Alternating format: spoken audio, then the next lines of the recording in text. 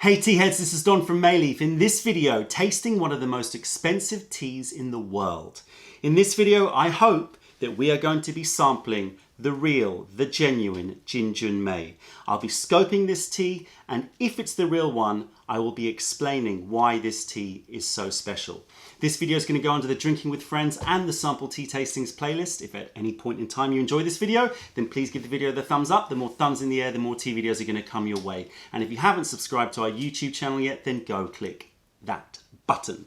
Celine is with me. Hiya. This is a very special day for me. This is something that we've kind of done an impromptu video here because we just got a sample and I cracked open this sample a couple of days ago and sniffed it, and I knew immediately that I needed to seal it and record this because I think that we have some genuine, really high-grade Jin Jun Mei here. So let's discuss Jin Jun Mei. Jin Jun Mei is a Wuyi black tea. So it's a black tea from the Wuyi area of China, and it's specifically made from the buds of the tea plant. So let's scope the tea. That would be the quickest way to do it. So scope, S stands for season. This is a very early spring picked tea. Very, very early. The cultivar is a Xingchun Xiaozhong cultivar, which is the same cultivar which is used to make Lapsang Souchongs, but hopefully it comes from older tea trees and more wild tea trees. That's one of the key requirements for high quality Jin Jun Mei. O stands for origin. This Jin Jun Mei should really come from around Tongmu Cottage, so around Tongmu Village and the surrounding areas, and that's where it should be produced. P, picking and processing. This is where it becomes a little bit esoteric. I don't quite know what makes Jin Jun Mei as special as it is. I think it definitely has something to do with being picked from the very fine buds, but I think that the buds need to come from the side stems of the plant. So instead of coming from the top of the plant, they're picked from the side, and that makes them very, very small, very, very fine, and has a very particular taste. Also, high quality Jin Jun Mei should be hand rolled, so they are literally rolling every single bud. And there are probably other secret methods. When we've spoken to different farmers about Jin Jun Mei, they're very secretive about the production method, but certainly there are lots of steps in the making of the Jin Jun Mei, and it is all handmade. Finally, E stands for elevation. Good Jin Jun Mei should be coming from around 1,000 to 1,200 meters, so pretty high altitude, especially for Wuyi area. Jin Jun Mei is relatively new. It was only really started to be made in about 2005, according to the stories. Okay. So it's a really modern tea. And what happened was that one of the tea masters in Wuyi province decided to make black tea out of this Xingchun cultivar that he found wild growing in Wuyi mountains. And he produced it in a particular way, and it created the most delicious, most incredibly aromatic, most incredibly original black tea. And so the market went crazy, right? It commanded a very, very high price. It's not just the secret methods to make this tea which commands the highest price, but it's very labor intensive. So 100 grams of high quality Jin Jun Mei has about 4,000 to 5,000 buds.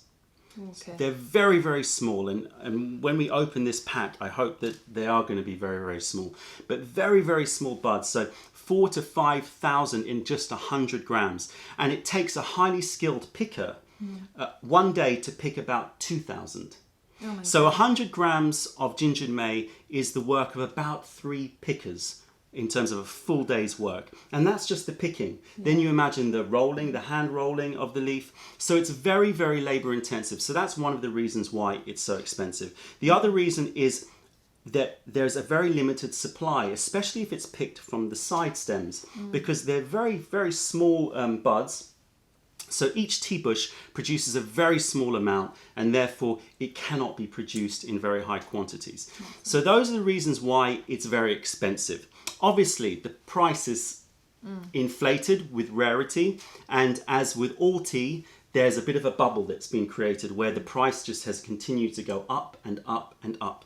And what's happened is that producers, farmers, and tea sellers are now desperate to get their hands on Jin Jun Mei. And so what's happening is farmers are producing Jin Jun Mei, but in my opinion, they're not the real deal. It's not the real Jin Jun Mei.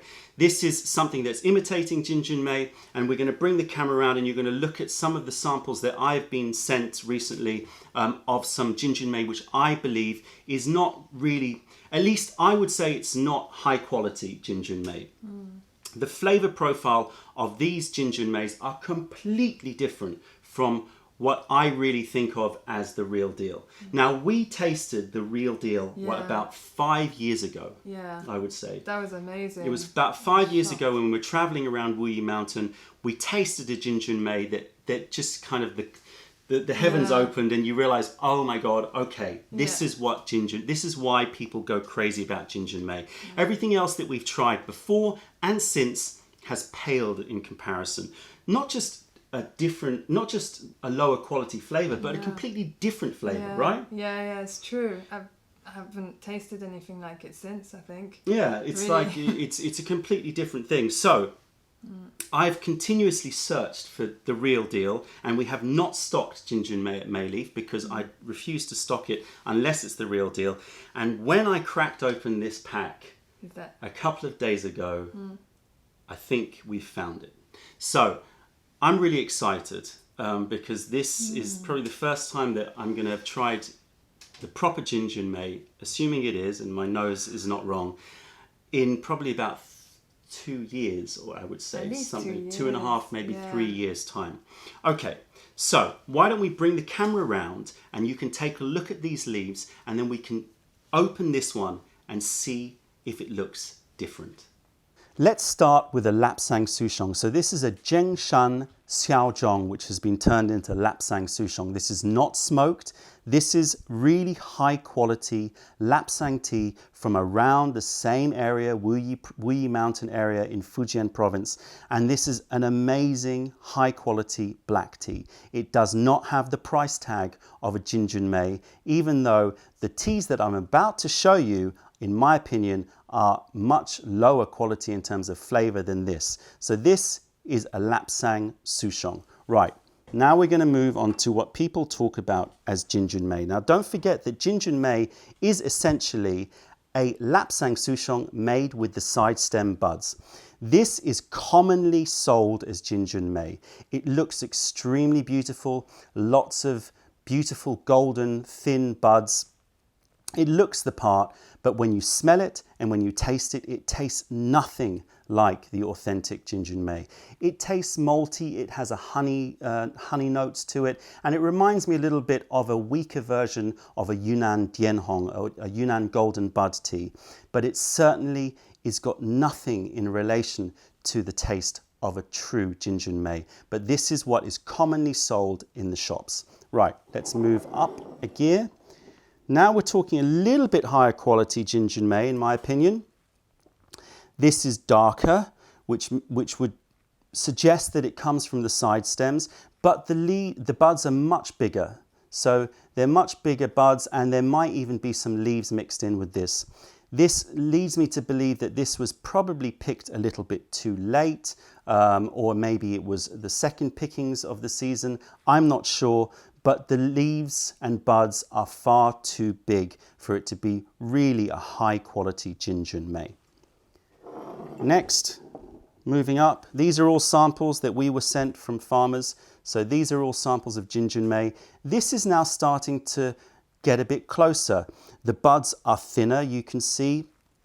There's a nice even color, a few little golden buds in there. And generally the fineness of this tea starts to replicate what you're looking for in Jin Jun Mei. However, when you smell the tea, instantly you know it's not the real deal. Are you ready to see the real deal? Okay, I'm going to put it next to it so you can see. This is what just came out of that packet, and this is what genuine, high quality Jin Jun Mei should look like. You're seeing that it's ultra fine, super, super delicate. The colour is a beautiful glossy brown and dark browns and a dark golden colour, and there's just a real delicate finesse and look to these buds. They are tiny tiny buds, which goes to show, in my opinion, that they are genuinely picked from the side stem of the plant, and they just have an incredible consistent look about them. If you compare it to the stuff which is commonly sold as Jin Jun Mei, I hope that you start to imprint this image on your memory. This, in my opinion, is not the real deal. This is, you can see, a lot glossier, a lot darker, a lot less golden buds, but much thinner and much finer. Now, would you call this fake? Would you call this real? Really, it's hard to create those definitions.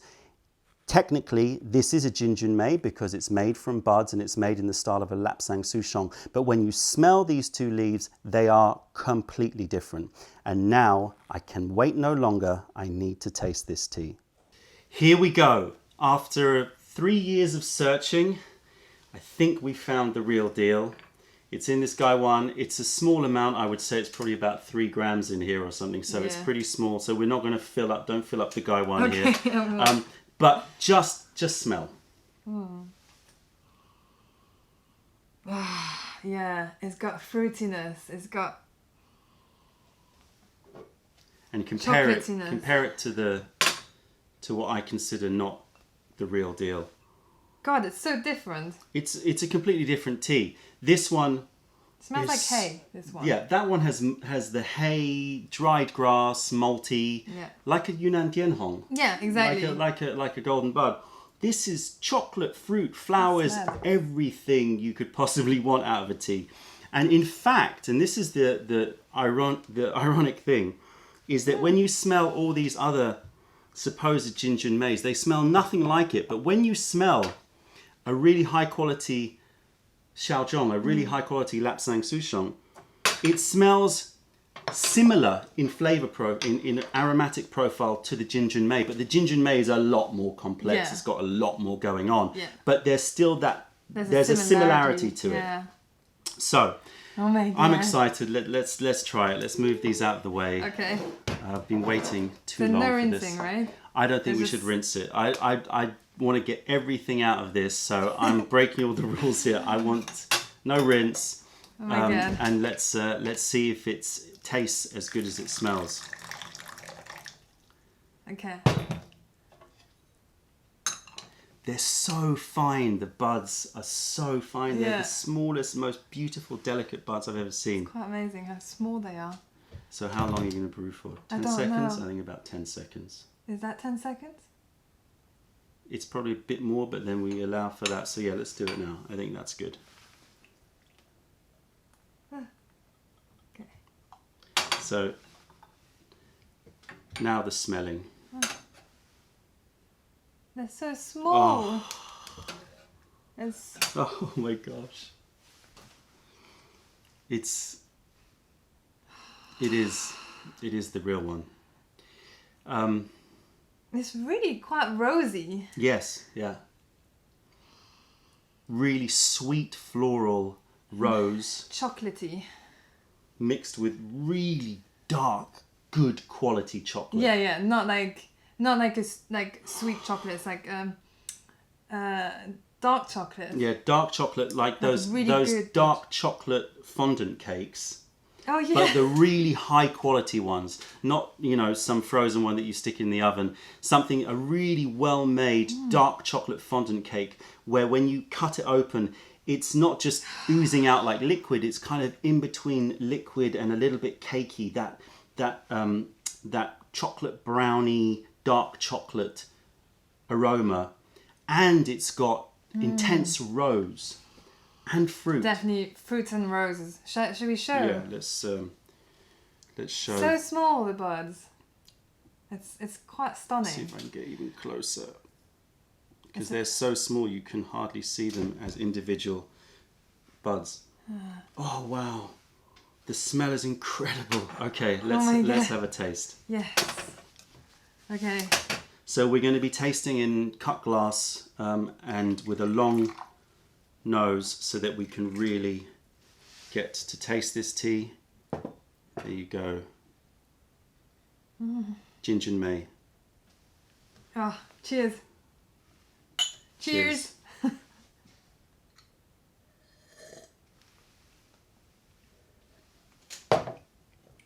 That's it, man. That's it. That's the real deal. Oh my god. It's like the best Turkish delight you've ever had. Yeah, exactly. Right? That exactly. rose water and dark chocolate. I'm so happy right now because I haven't tasted any Jin Jun Mei like what we had 3 years ago. So I'm a bit like, oh, is it the right one? But this is the rose. This is the rose I kept remembering. And it's actually, the flavour profiles are quite simple. It's dark chocolate, it's rose, and it's like not lychee but longan, which is very similar. Yeah. That longan fruit, it's similar to lychee. So if you never had longan, then imagine lychee. Imagine lychee, rose, and chocolate. And really, that's it. It's so simple, but those flavours work. Those aromas and flavours work so well together. Let's brew it up again. We're brewing with 90-degree water with such small buds.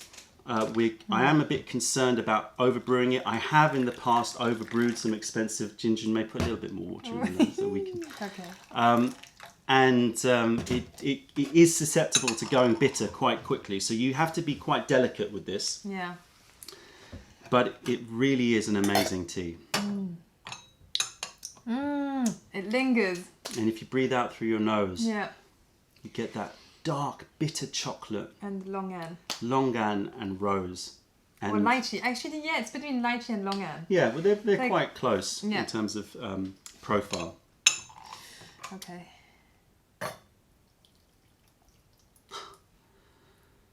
Incredible tea. It's beautiful, the colour as well. It's quite dark. It's like quite a golden, like rich golden colour. Isn't it? Let's see it again. Yeah, beautiful. It's like a dark brandy colour, isn't it? Did I give Like a myself too really much? dark brandy colour. Beautiful colour. Stunning. Stunningly beautiful. It is. Oh. That's why I find with some of the other Jin Jun Meis that I found them too light in colour. Look, all you of the know? other Jin Jun Meis that we've ever tried, whenever samples are sent, are just completely different. It tastes like malt. It's got nice grassy notes. It's beautiful in its own way, you know. But what annoys me is that they're selling it as Jin Jun Mei, these farmers and tea sellers, and they're hiking up the price because it's a Jin Jun Mei, because they're calling it a Jin Jun Mei. Yeah. But really, it tastes nothing like what true Jin Jun Mei should taste like. It's like two different things. But that's the thing. In some Jin Jun Mei, you find that is actually not that expensive on the market. But I guess that's because it's not the actual thing. No, Jin Jun Mei is one of those ones that you have to follow price a little bit. You know, if it's the real deal, it will be super expensive. This is really expensive tea, it's certainly not something that you would be purchasing every day. The texture of it So good, so perfumey. is, I would say, light to medium, so it's quite refreshing. It's a medium texture. The finish is gently astringent, so you have a little bit of bite, but no bitterness. No. Or the bitterness is the bitterness that you want. It's that dark chocolate bitterness, that lovely dark chocolate bitterness that keeps you coming back for more. The smell is intensely aromatic, and it really actually... So good. You know how flavours and smells bring you back in terms of memory? Yes. You know, my memory of this is the last time I drank it. The last time I drank it was with my father. Oh, was it? Yeah. So Oh, that's... it kind of reminds me of that time. Anyway, enough. It's a beautiful tea. Beautiful tea. You should keep some for yourself this time. No, I know. I remember when I was drinking with him. We were talking about it, and he had tried it before. Because my father was quite well known in China, so he was given gift tea, and so I remember seeing him and drinking this tea. It's a really strong memory. It's beautiful. That's so cool. It's a beautiful tea. So this is the real deal. Definitely this is the real deal. And what we're going to do is I am not going to be purchasing this in bulk for Mei Li. There's no way that I can do that because it's too expensive. I will certainly be buying some for my own personal supply. And if you are interested in getting this tea, then I will happily put a link in the description below with a secret page that will not be accessible by the public. But for you tea heads out there, you YouTube tea heads, you can access this page and you can pre-order. So it will take a few weeks for it to come because I will be placing it directly with the farmer in China, and I'll probably only do it maybe on the 1st of October. I'm speaking to you now from September 2016. So on the 1st of October, around that time, I'll place the order and then maybe we'll continue. So if you're watching this after this date, then check the description below and I'll let you know if we're planning to make another order. If you're interested in getting this tea, it's very expensive tea, but if you're interested in getting this tea, then you can let me know. You can place a pre-order. You'll have to pay for it. So I have the money in the bank and then I will obviously purchase the tea. And if there's any problems, of course, you get a full refund. No problem about that. Also, I think we should do a giveaway for this. Oh my God. So I'm happy to give one of these samples away to viewers out there. All that you have to do is subscribe to the channel and then write in the comments section below, write about your most expensive tea. So the tea that you've spent the most amount of money, good or bad. Tell me your experiences with the expensive echelons of tea out there. It's an incredible, incredible tea. Now, would you say it's worth the price? Bear in mind that this is 10 times more expensive than the Lapsang Souchong.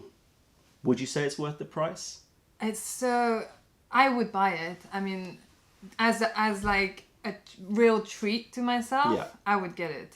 Definitely. It is absolutely a treat tea. If it's 10 times as good as a high-grade Lapsang Souchong, you know, that's personal taste. I think it would be...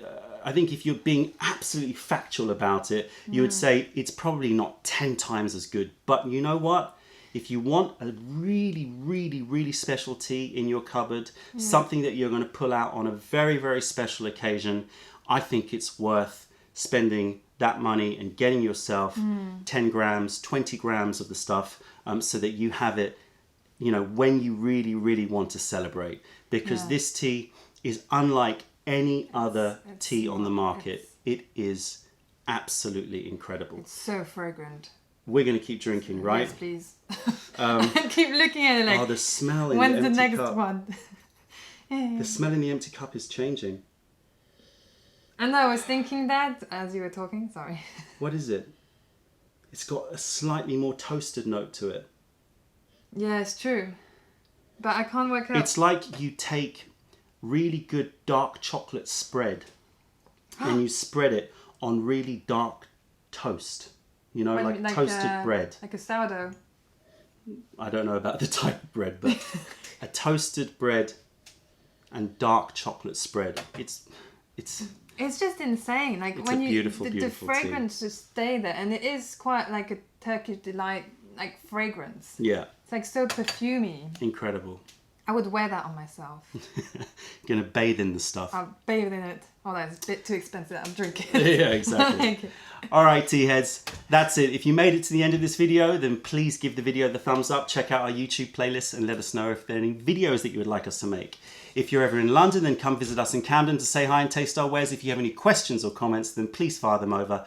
Other than that, I'm Don May. This is Celine from Mei Li. Thank you for being a part of the revelation of true tea. Stay away from the tea bags. Keep drinking the good stuff and spread the word because nobody deserves bad tea. Bye. Bye.